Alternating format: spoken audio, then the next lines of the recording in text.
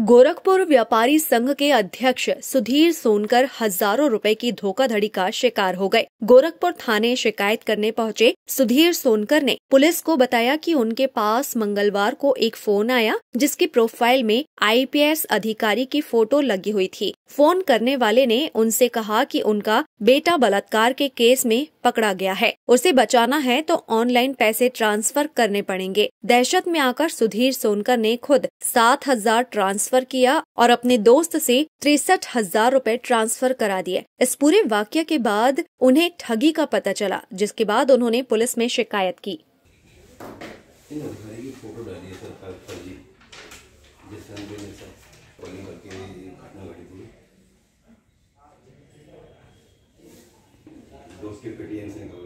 मेरे साथ cyber crime हो गया है। कल लगभग 3 बजे की बात है।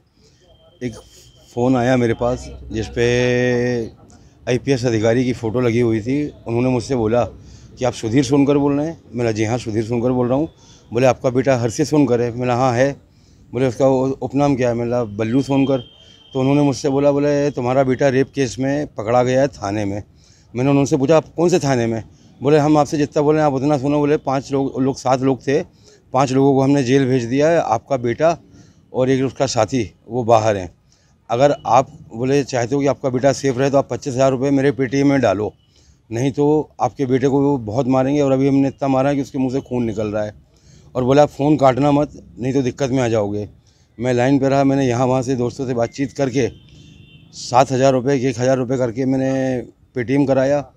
उसके बाद भी फिर उन्होंने मुझे बोला कि अभी तुम किसी से कोई बात मत करना और लाइन पे रहो, मैं जहाँ बोलूँगा उस जगह तुम एक नई सिम लेके आओ और अपने बेटे को यहाँ से लेके चले जाना और बेटे को बाहर भेज देना।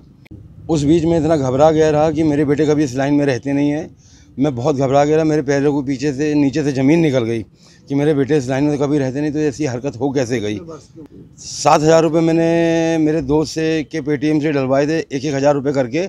उनका UTR नंबर गोरखपुर थाने में प्लस साइबर सेल में दे दिया है और 63,000 रुपये मेरे दोस्त के अकाउंट से निकाल लिए गए हैं। टोटल 70,000 रुपये निकाल लिए गए हैं।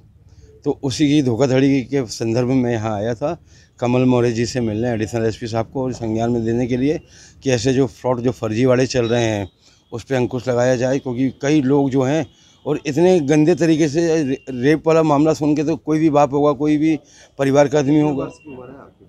मेरे बेटे की उम्र है 24 साल। क्या करते हैं? पढ़ाई करते हैं प्लस जॉब करते हैं।